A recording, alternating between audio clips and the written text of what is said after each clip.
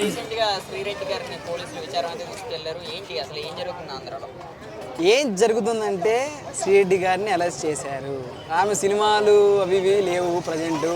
ఏదో చేపల పులుసు యూట్యూబ్ ఛానల్ చేసుకునేది.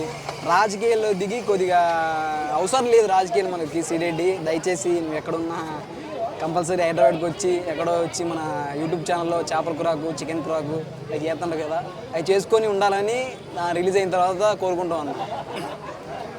అన్న అయితే చూసుకుంటే పోలీసులు కూడా తీసుకుంటున్నారు. అసలు ఏంటి శ్రీరెడ్డి మీద ఎటువంటి చర్యలు తీసుకునే అవకాశం ఉంది? చర్యలు ఏమి ఉండవు, కానీ లేడీస్ మీద చర్యలు ఏమి ఉండవు.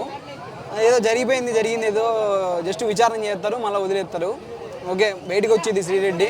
దాని తర్వాత రాజకీయాల్లో గడువు పెట్టుకోకుండా ఏదో తల్లి దయచేసి ఏదో చేసుకో చేపల కూర దయచేసి. అంటే పవన్ కళ్యాణ్ గారిని వాళ్ళ ఫ్యామిలీని అలాగే నారా లోకేష్ గారిని కూడా మాట్లాడారు కదా గతంలో ఏంటంటే మాట్లాడు, మరి వాటికి పరిష్కారం ఏంటి?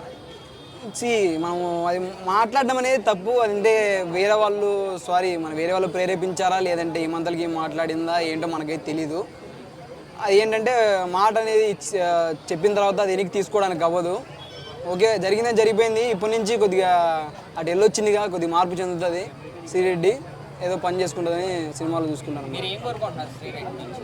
అదే కోరుకుంటున్నాను శ్రీరెడ్డి నుంచి. ఎందుకు మనకి సినిమాలు చేసుకుంటాం, సినిమా ప్రేక్షకుని నేను. ఓకే, సినిమాల్లో మనకు అవకాశం రావట్లేదు. యూట్యూబ్ ఛానల్ ఉంది మనకి, చేపల కర్రీస్ అవి ఏవో చేస్తున్నావు, చేసుకో మంచిగా.